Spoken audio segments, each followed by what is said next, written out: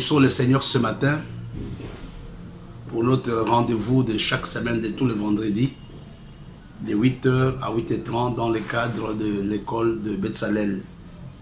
J'aimerais là où vous êtes que vous puissiez recommander ce temps de partage à la grâce de Dieu. Nous te bénissons notre Père et notre Dieu, nous voulons te recommander ce temps de partage, nous voulons te recommander cette classe. Nous prions pour tous ceux qui sont en train de nous suivre, nous prions pour tous les techniciens qui sont en train de nous aider pour que cet enseignement soit possible. Nous voulons te bénir notre Père, nous voulons te bénir notre Dieu. Dans ton nom, nous avons prié avec les actions de grâce. Amen. Shalom, serviteurs de Dieu. Shalom, peuple de Dieu. Nous allons continuer avec le thème sur lequel nous sommes en train de travailler depuis le mardi passé. J'avais introduit un enseignement sur les 7 lois de l'élévation divine. Avant cela, j'aimerais qu'on lise un texte dans la parole de Dieu, dans le livre des Psaumes 75, verset 7. La Bible nous dit, « Car ce n'est ni de l'Orient, ni de l'Occident, ni du désert que vient l'élévation. » Là, c'est le texte, c'est le texte introductif. Nous voyons que l'élévation ne vient ni de l'Orient, ni de l'Occident, ni du désert, mais l'élévation vient de Dieu. Il est vrai que l'élévation vient de Dieu, mais il y a un prix que l'homme doit payer pour qu'il soit réellement élevé par Dieu. C'est la raison pour laquelle j'ai préféré utiliser le terme les 7 lois de l'élévation divine. Je pense que la dernière fois, j'avais parlé de 2 lois. La première loi, c'était la loi du travail dur. Et la deuxième loi, c'était la loi de la décision. Mais j'aimerais, avant de revenir à la suite de notre enseignement, reprendre quelque chose pour que nous puissions donner quelques vérités, pour que nous puissions être dans le vif de notre enseignement. J'aimerais rappeler que quand nous parlons de l'élévation divine, dans l'élévation divine, il y a l'excellence. Dans l'élévation divine, il y a la victoire. Dans l'élévation divine, il y a le succès. Toutes ces choses-là, il y a la promotion. Toutes ces choses-là, que ce soit la victoire, que ce soit le succès, que ce soit l'excellence, tous ces différents éléments sont compris dans ce que nous appelons l'élévation divine. Mais j'aimerais ici rappeler quelques vérités avant de revenir à notre enseignement ce matin. Il y a quelques vérités que j'aimerais que nous puissions comprendre. Ces vérités sont liées à l'excellence. Ces vérités sont liées à l'élévation. Il y en a, je pense, une dizaine et je vous donnerai rapidement, sans beaucoup de commentaires, pour que nous puissions bien comprendre l'objectif de l'enseignement que nous sommes en train de donner ce matin. La première chose que je voudrais que nous puissions comprendre, que nous devons faire de Dieu notre priorité absolue. Un homme qui veut réellement être élevé, un homme qui veut vivre la grâce de Dieu dans sa vie, doit faire de Dieu sa priorité. Il y a un bon texte dans le livre de Psaume 37, verset 4. Psaume 37, verset 4, c'est un texte que nous connaissons. La Bible nous dit, « Fais de l'Éternel tes délices, et il te donnera ce que ton cœur désire. » Quand on dit « Fais de l'Éternel tes délices », il y a une version qui nous dit ceci, « Réjouis-toi en Dieu, trouve du plaisir en Dieu. » Le livre de Deutéronome nous explique ça clairement aussi. Deutéronome chapitre... on va lire beaucoup de versets ce matin. Deutéronome chapitre 6, au verset 5. La Bible nous dit ceci, « Tu aimeras l'Éternel ton Dieu de tout ton cœur, de toute ton âme et de toute ta force. » La première vérité que j'aimerais donner ce matin à ceux-là qui veulent expérimenter l'élévation, la bénédiction, la grâce de Dieu dans leur vie, ils doivent faire de Dieu leur priorité. Dieu doit être prioritaire dans tout ce que nous sommes en train de faire. Je n'ai pas le temps de faire des commentaires, mais vous allez comprendre. Quand vous prenez, je prends un exemple terre à terre. Nous prenons le cas de... Dans la Bible, nous avons 3 Naziriens. On nous parle de 3 grands Naziriens. On nous parle de Samuel, qui avait levé des Naziriens. On nous parle de Samson. Ils avaient le même loi, ils avaient les mêmes règles. Mais quelle était la différence entre Samson et Samuel? La différence résidait dans le fait que Samuel avait mis Dieu en priorité. Samuel avait privilégié Dieu dans son ministère. Mais par contre, Samson, c'était d'abord sa personne, c'était ses désirs à lui qui venaient en premier lieu. La deuxième chose, la deuxième vérité de ce matin, si nous voulons réellement voir l'élévation, voir la grâce de Dieu, voir la puissance de Dieu, nous devons apprendre à mettre la parole de Dieu en pratique. Ouais, c'est ça le grand problème que nous avons aujourd'hui. Nous avons des chrétiens qui vivent en marge de la parole de Dieu. Il y a un texte que j'aimerais vous donner. Là, ce sont des vérités que nous connaissons. Nous sommes en train de les reprendre pour que nous puissions continuer. Il y a un texte dans le livre de Josué. Josué chapitre 1, versets 7 à 8. C'est très facile, je pense. La Bible nous dit, fortifie-toi seulement et aie bon courage en agissant fidèlement selon toute la loi que Moïse, mon serviteur, t'a prescrite. Ne t'en détourne ni à droite, ni à gauche, afin de réussir dans tout ce que tu entreprendras. Que ces livres de la loi ne s'éloignent point de ta bouche. Médite-le jour et nuit pour agir fidèlement selon tout ce qui est écrit. Car c'est alors que tu auras du succès dans tes entreprises. C'est alors que tu auras du succès dans tes entreprises. C'est alors que tu réussiras. On ne peut pas dissocier l'élévation. On ne peut pas dissocier la réussite. On ne peut pas dissocier la victoire de la parole de Dieu. La deuxième vérité de ce matin, l'élévation est une conséquence de la mise en pratique de la parole de Dieu. Nous devons comprendre cela, donc c'est une conséquence de la mise en pratique de la parole de Dieu. Il y a une autre vérité que j'aimerais que nous retenions ce matin, c'est dans le livre d'Ecclésiaste chapitre 10 au verset 10. La Bible nous dit ceci: s'il a émoussé le fer, s'il n'a pas aiguisé le tranchant, il devra redoubler de force, mais la sagesse, suivez bien, a l'avantage du succès. La sagesse a l'avantage du succès. En d'autres termes, la sagesse est l'instrument du succès. La sagesse est l'instrument de l'élévation. Donc nous voyons ici que la troisième vérité de ce matin, c'est la nécessité d'avoir la sagesse de Dieu. La nécessité d'avoir la sagesse de Dieu. La sagesse nous donne une longue vie quand nous lisons dans la parole de Dieu. La sagesse nous aide à connaître la pensée de Dieu. La sagesse nous aide à exceller dans les différents de notre vie. Alors je disais ici, la sagesse nous permet de comprendre Dieu. Deuxièmement, la sagesse m'aide de comprendre les options qui s'offrent devant moi. Quelle option je dois prendre? La sagesse, c'est la compréhension des choses et comment appliquer le principe de Dieu. Donc la troisième vérité de ce matin, la nécessité d'avoir la sagesse divine. La quatrième nécessité, c'est être rempli de foi. Il n'y a pas d'élévation, il n'y a pas de succès, il n'y a pas d'excellence sans la foi. Il y a un texte dans le livre de Hébreux chapitre 11, verset 33. Hébreux chapitre 11. Hébreux chapitre 11, verset 33. La Bible nous dit, c'est par la foi, vainqueurs des royaumes, exerceurs de la justice, obtinrent des promesses, fermèrent la guerre des lions. Donc nous voyons que ces gens ont excellé dans la vie. Ces gens ont été des héros grâce à la foi. C'est grâce à la foi. Ce n'est pas grâce à un quelconque diplôme. C'est parce que je n'ai pas dit que le diplôme n'est pas important. Mais la foi est quelque chose qui peut t'aider à exceller dans la vie. Il y a un autre texte aussi qu'on peut lire dans le livre Hébreux chapitre 6, au verset 12.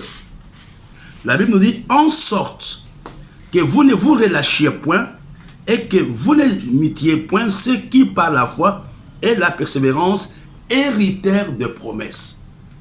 Donc, il n'y a pas une autre vérité importante de ce matin, il n'y a pas d'excellence, il n'y a pas d'élévation sans la foi.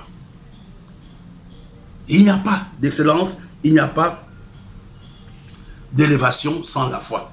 La cinquième vérité que j'aimerais que nous retenions ce matin, c'est très important, frères et sœurs, et beaucoup sont disqualifiés à cause de cela.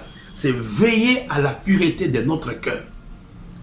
Nous sommes dans un monde où le diable essaie de nous rendre amers, où le diable essaie de nous maintenir dans la haine. Il y a tellement beaucoup de mauvaises choses, mais si nous ne veillons pas à la pureté de notre cœur, il sera difficile de parler de l'excellence, il sera difficile de parler de l'élévation. Et c'est la raison pour laquelle j'enseigne, c'est ce que j'appelle le pardon préventif. Nous serons pratiquement tous les jours en face des offenses. Nous serons pratiquement tous les jours en face des contrariétés. Mais qu'est-ce qui nous aide? C'est quand j'ai dit, Seigneur, quel que soit ce qui peut arriver, j'aimerais pardonner. Je vais donner un texte dans le Proverbes. Proverbes chapitre 4. Un texte que nous connaissons. Proverbes chapitre 4, au verset 23. La Bible nous dit, garde ton cœur plus que toute autre chose, car de lui viennent les sources de la vie. Tu vois?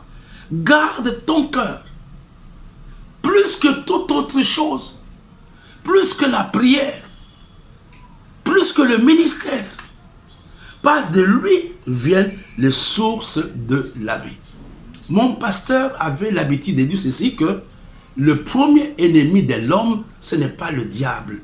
Le premier ennemi de l'homme, c'est son propre cœur. Et je voudrais ce matin, toi qui me suis, toi qui es parmi les auditeurs de cette émission, qui est parmi les étudiants de la classe de Betsalel, j'aimerais ce matin que là où tu te trouves, que tu dises à Dieu, fais-moi la grâce, sonde mon cœur. Les cœurs nous jouent des sales tours. Il y a des fois, tu peux croire que non, tu n'as pas de problème. Non, mon frère. Il y a quelques années, il y a beaucoup de temps, je crois, au début de ma foi, j'étais encore à l'époque au Zaïre, j'ai eu des problèmes avec ma belle-sœur. C'était pendant le fête de Noël. J'étais son pasteur. À cette période-là, j'étais encore un jeune pasteur. On a eu des problèmes. Donc, elle a été vraiment dure avec moi. Elle a parlé de beaucoup de mauvaises choses. Et j'étais fâché. J'ai dit, mes enfants ne vont pas aller chez elle. Je pensais que le problème était fini. Donc, elle est partie. Il n'y avait pas de problème. Le soir, j'ai prié, Seigneur, vraiment, je pardonne. Pas de problème avec ma belle-sœur. Aujourd'hui, elle est auprès du Seigneur. Et je pensais que le problème était fini. Un mois après, moi, j'avais prédication à l'église. Parce que j'étais responsable de l'enseignement à cette période-là dans notre église. J'enseignais tous les mercredis. Et le mercredi, la salle était pleine. J'étais à la chaire, j'étais en train d'enseigner. Mais quand je l'ai vu entrer dans la salle, j'ai perdu le fil de mes idées. J'étais complètement embrouillé. J'ai commencé à me répéter. Donc il fallait beaucoup de maîtrise. Beaucoup de maîtrise. Heureusement même que c'était pratiquement vers la fin de l'enseignement. Et quand j'ai fini l'enseignement, je suis parti voir le pasteur. Je lui ai dit, écoute pasteur, voilà ce qui s'est passé avec ma belle-sœur. Quand j'étais en train d'enseigner, quand elle est entrée, peut-être elle est sorcière, peut-être elle est démon. Le pasteur m'a dit, non, non, non, non. Elle n'est ni sorcière ni démon. Le problème, c'est toi. Ça signifie que tu as encore des choses dans ton cœur. Ça signifie que tu ne l'as pas encore pardonné. Ça signifie que ton cœur n'est pas propre envers elle. Et quand le pasteur m'a dit ça, j'ai pris conscience que mon cœur n'était pas propre. J'ai demandé pardon à Dieu, j'ai pleuré, j'ai prié, ce n'était pas facile. Et après l'écoute, je l'ai appelé, écoute, est-ce qu'on peut se voir? Je l'ai vu, je lui ai dit, écoute, je t'en voulais parce que tu m'avais insulté le jour de Noël. Il a dit non, ce n'était pas une méchanceté, nous nous sommes demandé pardon et c'était fini. Et vous comprenez, des fois, nous pouvons penser que non, nous sommes droits devant Dieu. C'est la raison pour laquelle David disait, sonde mon cœur. Il n'y a pas d'excellence, il n'y a pas d'élévation si ton cœur est sale. Si ton cœur est sale, il y a des gens qui pensent que non, parce que nous sommes des maris et femmes, tout marche bien. Non, non, non, non, non. J'aimerais même vous dire que dans la plupart des cas, certains mariages sont la source de conflits. L'homme ne pardonne pas sa femme la femme ne pardonne pas son mari. Et aujourd'hui, Dieu nous appelle pour que nous puissions voir notre cœur. Quelle que soit l'offense, quel que soit ce qu'on t'a fait, demande à Dieu, dis à Dieu, je veux pardonner. Je veux pardonner. Je veux que mon cœur soit propre. Frères et sœurs, le diable joue avec notre cœur. C'est la raison pour laquelle la Bible nous dit, garde ton cœur plus que toute autre chose. Ne donne pas accès au diable d'attaquer ton cœur. Ne donne pas accès au diable de pouvoir injecter la jalousie, de pouvoir injecter l'amertume, de pouvoir injecter beaucoup de mauvaises choses dans ton cœur. C'est à toi ce matin de dire à Dieu, j'aimerais que ce cœur soit protégé. Je me rappelle, souvent je reprends certaines prédications, certaines paroles que mon pasteur ou mes pasteurs disaient à l'époque. Je me rappelle l'une des choses qu'il m'avait dit. Il y avait un journal de la ville qui avait écrit un article contre nous, contre l'église. Il a écrit, donc le journaliste avait écrit vraiment des choses qui n'étaient pas propres. C'est parce qu'on avait organisé un concert. Et moi, j'étais le responsable pratiquement de la communication de l'église. Et j'ai dit au pasteur, écoute, je vais aller voir le journal, je vais préparer un droit de réponse, je vais répliquer, je vais aussi écrire des choses. Et je me rappelle ce que le pasteur m'avait dit. Il me dit, frère Mawit, garde ton innocence. Garde ton innocence. Si ton cœur n'est pas innocent, Dieu ne peut pas t'utiliser. Tu peux dire que tu as l'onction, mais si aujourd'hui, dans ton cœur, tu as la haine contre telle personne, dans ton cœur, tu sais que tu en veux à tel ou à tel, tu peux avoir l'onction entre guillemets, tu peux prêcher entre guillemets, tu peux chanter, mais ce sont des œuvres de la chair. Ce sont des œuvres qui ne vont pas te bénir. Et je voudrais ce matin que tu reviennes à cette parole qui nous dit, garde ton cœur plus que toute autre chose, car de lui viennent les sources de la vie. La grâce de Dieu vient de notre cœur. Dieu passe par ton cœur. Dieu passe par ses cœurs. C'est la raison pour laquelle le cœur doit être propre. Quand ton cœur est propre, tu vas expérimenter la joie. Et souvent, la dépression, l'amertume, les mauvaises humeurs que nous avons sont une conséquence de nos cœurs qui ne sont pas propres. Donc, j'ai parlé de la cinquième vérité, faire attention à notre cœur. Et la sixième vérité, faire attention à notre bouche, la gestion de nos paroles. Quand nos paroles ne sont pas bonnes, mais bien aimées, le diable peut les utiliser pour nous détruire ou pour détruire les autres.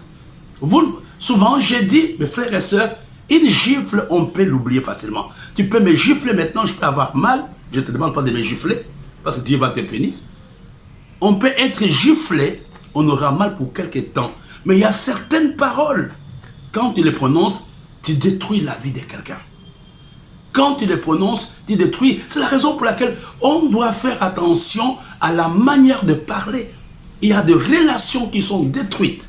Il y a des gens qui sont des problèmes. Il y a des mariages où les gens ne s'entendent pas. C'est à cause de la mauvaise gestion de la langue. La langue intervient dans notre élévation.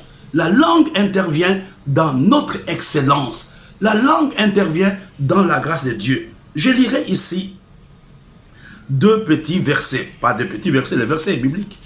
Il y a le premier verset dans le livre de Proverbes chapitre 13, verset 3. La Bible nous dit, « Celui qui veille sur sa bouche garde son âme. Celui qui ouvre des grandes lèvres court à sa perte. » Il y a certaines paroles qui nous disqualifient. Il y a certaines paroles qui nous maintiennent dans la médiocrité. Il y a certaines paroles qui nous ferment les portes. Je voudrais ce matin, toi qui as l'habitude de te plaindre, de faire attention. J'ai lu le livre de Derek Prince qui parlait de la puissance de la langue il y a quelques années, que j'ai eu l'occasion de lire ce livre-là. Il y avait un monsieur qui n'appréciait jamais la cuisine de sa femme. Il avait toujours des choses à dire dès que sa femme venait. Ah, ta nourriture ici va nous rendre malade, ta nourriture ici n'est pas bonne. Jamais cet homme n'avait pu apprécier sa femme. Et au bout de quelques temps, lui-même est tombé malade à cause de l'entour de sa femme. Et la deuxième chose, la femme a perdu l'assurance et elle-même, elle est tombée malade. Ils ont eu la grâce d'avoir un homme de Dieu qui était passé par là en disant, vous avez intérêt à vous repentir par rapport aux paroles. Quand elle a commencé à prononcer de bonnes paroles sur sa vie et sur la vie de sa femme, ça avait changé. Je me rappelle, il y a quelques années, nous recevions le serviteur de Dieu dans notre communauté ici, à la communauté du Rocher à Douala. Il y avait une servante de Dieu qui nous avait donné le témoignage de son mari. C'était un témoignage public qu'elle avait donné à l'église. Son mari, à cause de sa corpulence, n'avait pas confiance en lui-même. Il pensait qu'il était laid. Il pensait bon, que vraiment, il était un peu de trop, etc., etc. Mais c'est sa femme, quand la femme a commencé à prier pour son mari, Dieu lui dit, c'est toi qui vas sauver ta femme, ton mari. Et chaque matin, elle confessait de bonnes paroles sur son mari. Tu es un mari extraordinaire, j'aime ta corpulence, j'aime la manière dont tu prêches. Et cet homme a commencé à avoir l'assurance en lui. Mes frères et sœurs, même dans les remarques, on peut faire des remarques d'une façon positive. Il y a des gens, quand ils te parlent, tu es déjà disqualifié. Que Dieu aujourd'hui guérit. Il y a beaucoup de gens qui ont des maladies de la langue, le commérage, le calomnie, le bavardage. Il y a tellement de maladies de la langue. Mais ce matin, j'aimerais vraiment que Dieu aide quelqu'un à ce que sa langue soit guérie, à ce que sa bouche soit guérie. La Bible nous dit que nous allons rendre compte pour toutes les paroles inutiles qui sont sorties de notre bouche. Il y a un autre verset que j'aimerais nous donner ce matin dans le livre de Proverbes au chapitre 18. Proverbes chapitre 18, le verset 21. La mort et la vie sont au pouvoir de la langue. L'excellence et la médiocrité sont au pouvoir de la langue. L'élévation et la bassesse sont au pouvoir de la langue. Quiconque l'aime en mangera le fruit. Tu ne peux pas parler aujourd'hui de l'élévation si tu ne fais pas attention à ta bouche. Il y a ce que j'appelle l'auto-malédiction. L'auto-malédiction, c'est utiliser sa propre bouche pour se maudire. Ça ne vaut pas la peine dans ces mariages. Je regrette pourquoi je t'ai connu. Je regrette pourquoi je suis au Cameroun. Je regrette pourquoi j'étais de telles brebis. Il faut ce matin que Dieu te donne la victoire sur la gestion de ta bouche.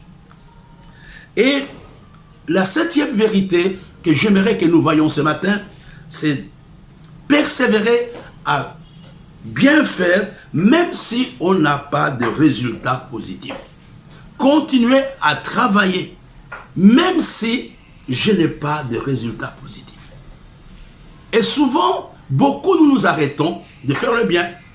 Parce qu'aujourd'hui, bon, j'ai fait le bien, il y a quelqu'un qui m'a dessus, j'ai été à l'église, il n'y a pas eu ceci, cela, et je m'arrête. Non, je ne fais du mal à personne. Je reprends. Persévérer à bien faire, même s'il n'y a pas de résultats positifs. Même s'il n'y a pas de résultats positifs. Un jour, Dieu paiera le fruit de ton résultat, le fruit de ton travail. Dimanche ou samedi, nous avons eu l'occasion de suivre le résultat de l'élection du président élu Joe Biden. Mais quand vous lisez sa biographie, cet homme est passé par beaucoup d'échecs. Il a eu des drames dans sa vie familiale. Il a échoué à des primaires. À un certain moment, il a même quitté pratiquement la politique. Il ne voulait pas se représenter. mais sa persévérance a pu payer. Et à 78 ans ou 77 ans, il est devenu président. Et vous comprenez, il y a des choses que j'aimerais vous dire que le remède de Dieu, ça c'est moi qui te donne cette phrase. La persévérance est une stratégie divine. Il y a des choses qui sont instantanées.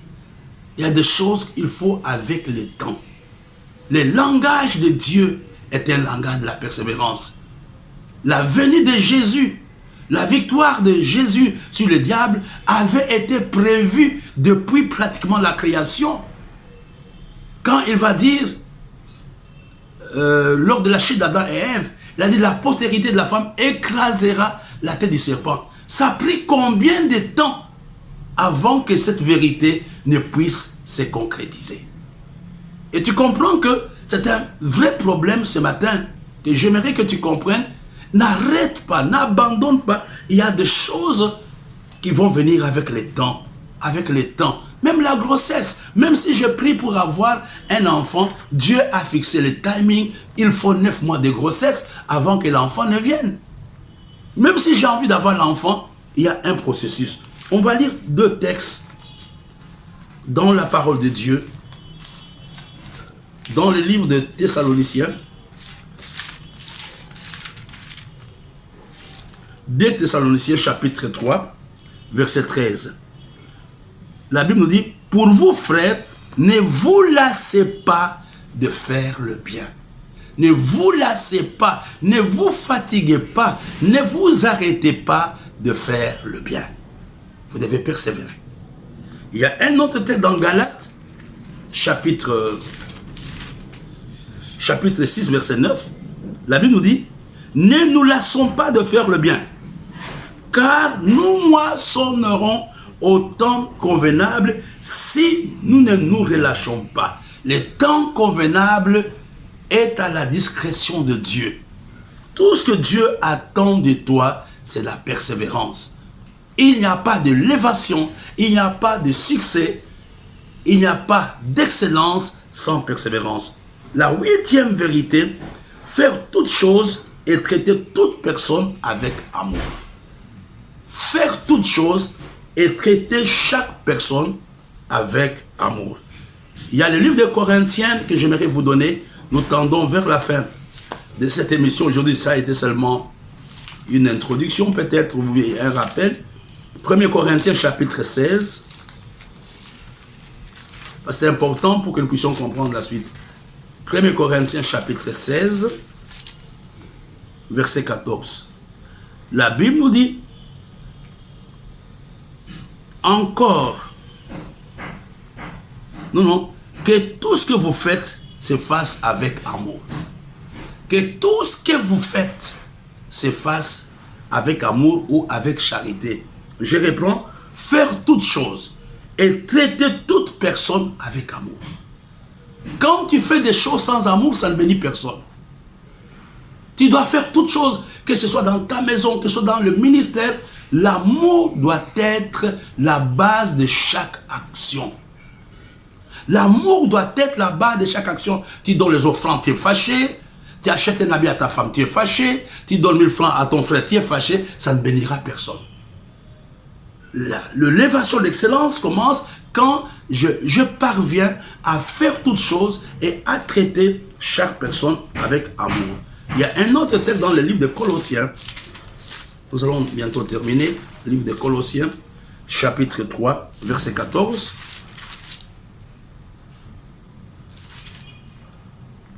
Mais par-dessus toutes ces choses, revêtez-vous de l'amour qui est le lien de la perfection. Vous comprenez que l'amour doit être le ciment de chaque relation. L'amour doit être le ciment de chaque activité que j'ai fait. L'apôtre Paul, l'apôtre Pierre nous donne les caractéristiques de l'amour de Dieu. Souvent nous pensons que nous aimons, or nous n'aimons pas. Le livre de Pierre, 1 Pierre chapitre 1, verset 22. Voilà. Ayant purifié vos âmes en obéissant à la vérité, pour avoir un amour fraternel sincère, aimez-vous ardemment les uns les autres de tout votre cœur. Donc l'amour chrétien, l'amour que nous devons avoir dans la vie doit avoir 3 caractéristiques. Première caractéristique, l'amour doit être sincère. L'hypocrisie et l'amour ne peuvent pas marcher ensemble.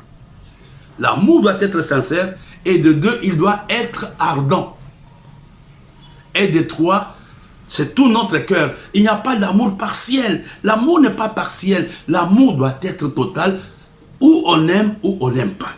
Le 9e point, je termine. La 9e vérité, c'est me débarrasser de toute trace d'orgueil. L'orgueil et l'élévation ne marchent pas ensemble. Il y a 2 textes que j'aimerais vous donner. Dans le livre de Proverbes, je termine rapidement. Proverbes chapitre 18. Vous allez noter Proverbes chapitre 18. Qu'est-ce que la Bible nous dit? L'orgueil produit de grands malheurs, le mépris des autres entraîne la chute. Je vais lire dans français, dans Visegon. Nous tendons vers la fin. Proverbes chapitre 16, verset 18. L'arrogance précède la ruine et l'orgueil précipite la chute. Il y a des gens qui n'arrivent pas à exceller, qui n'arrivent pas à vivre l'élévation, à vivre l'excellence selon Dieu. Pourquoi? C'est parce qu'il y a le trace de l'orgueil dans leur vie. Il y a un autre texte dans le Proverbe, chapitre 29. L'orgueil est un blocage. Tu ne peux pas t'améliorer quant à l'orgueil. Proverbe, chapitre 29, verset 23. L'orgueil d'un homme l'abaisse. Mais celui qui est humble d'esprit obtient la gloire. L'orgueil de l'homme l'abaisse. Tu comprends? Ce n'est pas le diable, c'est ton orgueil qui te maintient dans la situation dans laquelle tu te trouves. L'orgueil est quelque chose de très très dangereux. Et je termine, la dernière vérité, il n'y a pas d'élévation sans intégrité et sans droiture. Il n'y a pas d'élévation sans intégrité et sans droiture. On termine avec le livre de Genèse, chapitre 17. On termine par là. Livre de Genèse, chapitre 17, ce sont les recommandations de Dieu lui-même. Livre de Genèse, chapitre 17, verset 1. Lorsque Abraham fut âgé de 99 ans, l'Éternel apparut à Abraham et lui dit: je suis le Dieu Tout-Puissant, marche devant ma face et sois intègre. Marche devant ma face et sois intègre. L'intégrité et la droiture sont des clés de notre élévation. Nous allons continuer cet enseignement le mardi de la semaine prochaine. Dimanche, nous aurons 2 services. Donc, nous aurons le service à 10h et nous allons avoir les services à midi. Ayez une bonne journée et anticipativement, je vous souhaite un agréable week-end. Que Dieu vous aide à être élevé et à être excellent. Amen.